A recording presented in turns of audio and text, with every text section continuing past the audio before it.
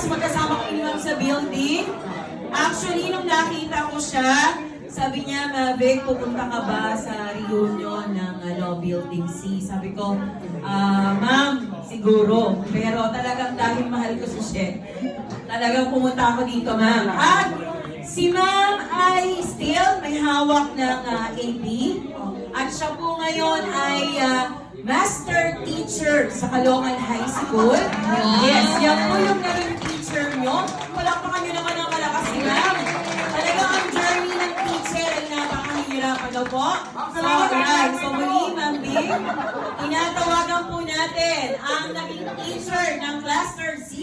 None other than Ma'am? Ma'am Christina Taginod, Colorina. Yes! Palakpakan natin si Ma'am. Ako, parang nag-reunion, pag nag-recognition yung mga bata, ako yung lagi nasa closing remarks. Yan, closing remarks. Very modern na siya. Okay, ano po sabi sila? May purpose ang God, bakit kayo nandito? Diba? Ang dami yung inavail. Even yung date namin mag-asawa, diba sabi ko, hihira akong magkita pero eto nga, sandali lang. Kasi kung pwede akong magpaalam ng maaga, pero sabi ko, okay din hanggang alas 8. Ano ko na lang, update ko sila habang nandito ko. Ito lang sasabihin ko, kasi napakalaga nung hihiramin kong line ng isang pastor, sabi nga, ang buhay na ginamit ng gusto at wasto, hanggang sa dulo, walang pagsisisi. Ibig sabihin, sa dami yung kwento na napaka-uplifting, no? Para sa mga teacher na nakakarinig ng kwento nyo. Yun nga yun, di ba? Ginamit nyo ng talagang makabuluhan ang iyong buhay. Dahil, meron kayong ni-raise na kids. At naging dalagat binata na, kaya hindi ko na sila madala sa inyong mga function na pupuntahan. And, siyempre, iba-iba yung ating challenges na pinagdadaanan.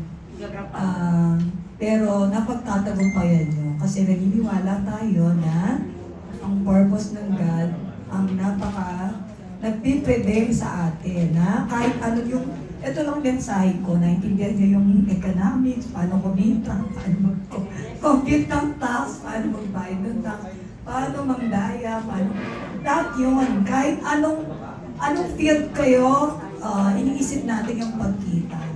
Pero tingnan nyo maigi. No? Lahat to temporary. Dapat daanan ko na nga yung mag-invest, dahil retired ng husband ko, pero kami sa malayo. Pero ano yung pag tumatanda ka, isipin mo yung pagiging close mo sa ating Creator. Diba? What lies ahead of you? Sa mga anak mo, pag hindi mo share yung faith mo, diba? Yung lagi mong sinasabi na meron kang Savior, meron kang Lord. Totoo yun. Kasi yun yung legacy na pwede natin i-pass on sa ating anak. Kasi mawawala lahat. Yun lang, sabi ko nga, bakit kaya ako pupunta dito? Ano gagawin ko? Bakit ako lang mga itsura niya? Hindi, is after Lord may purpose. Kaya yun, maraming salamat dahil gusto ko talaga, ngayon ang i-share ko sa inyo. What's up? Yung husband ko after ng pagiging military, nagsiserve siya, di ba, aside from doing the small business, yung mga anak ko ay, di ba, may sarili. Hindi pa naman may asawa, pero nag-work sila. Nag-work isa, tapos talagang lagi kong sinasabi na mas maging easy sa ating paglilingkod sa Diyos. Other than, mas kumita sa atin. Kasi siya pa rin ang author ng lahat. Diba? Okay, salamat po sa opportunity na binigay sa akin. Thank you.